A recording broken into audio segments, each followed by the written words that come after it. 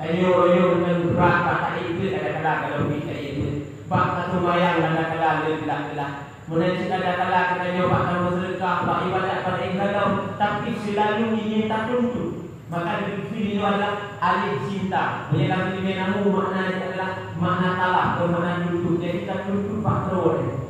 Hai ke urunan yang tuntut, watenya buka, tiga watenya cok tengok nyuruh usahakan dibaca apa ini. Tuntut urunan dibaca apa sekuat mungkin untuk usaha dalam janji Allah Taala betul lakon betul menyuka. Ulun yang paling dicintai Allah, ulun yang ditutup waktu menyuka. Dibaca alam malamnya boleh pun. Dibaca alam boleh semuanya. Dibaca alam ibadah. Ayo berhenti. Ayo berlalu. Ayo berlalu. Ayo berlalu. Tapi selalu menuntut waktu kita nyoba badan kita. Untuk taat Allah Taala. Taat Allah. Maka urunnya itu untuk taat yang selalu. Ta'atul qudratin fi ta'atillah, urun yang diprah pikiran, diprah badan, diprah kekuasaan untuk taat kepada Allah Ta'ala yang hamba bergerak. Yang kedua wajib indah nazar.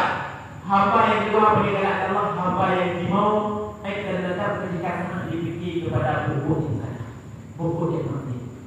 Hana urun yang hana dosa, hana urun yang hana salah.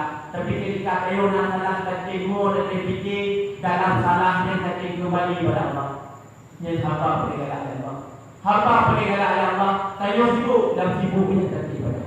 Kayu kita jarang nak sibuk. Pulau malam dulu kelapeng yang berbuat. Tapi kayu boleh tidak kau ibadat dengan dia. Lam sibuk ingat kepada Allah. Lam susah ingat kepada Allah.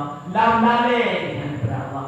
Urut yang selalu mengutamakan Allah yang hamba bergerak Allah.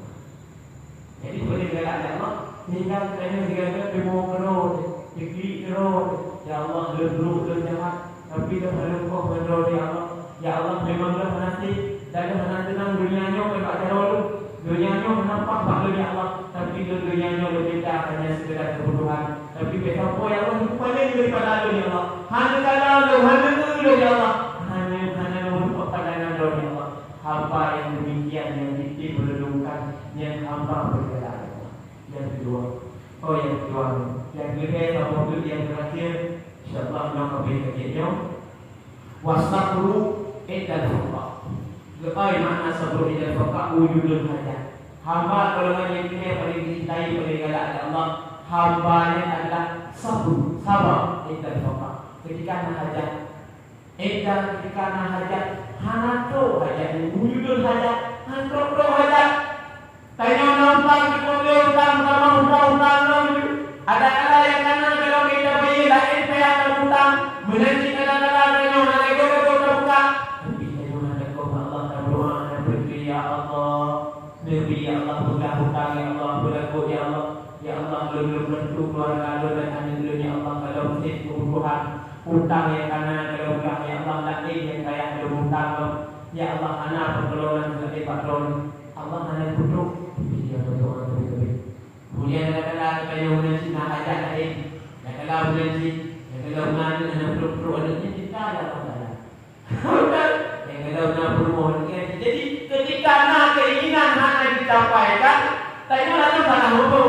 Baca doa, ya Allah ya Rabbul ya Allah lu rezeki. Di mana doa itu? Doa ada ke mana? Di mana doa ada tak ada berdoa. Jadi menyatakan kita ada doa diterima enggak? Baca doa. Syam na ruhi wa.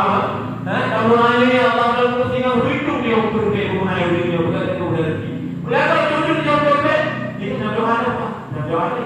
Ada doa dia orang itu. Ada doa dia ada doa dia. Tadi ulang ketika doa dia ulang terima oleh Allah Taala. Itu hantu dia.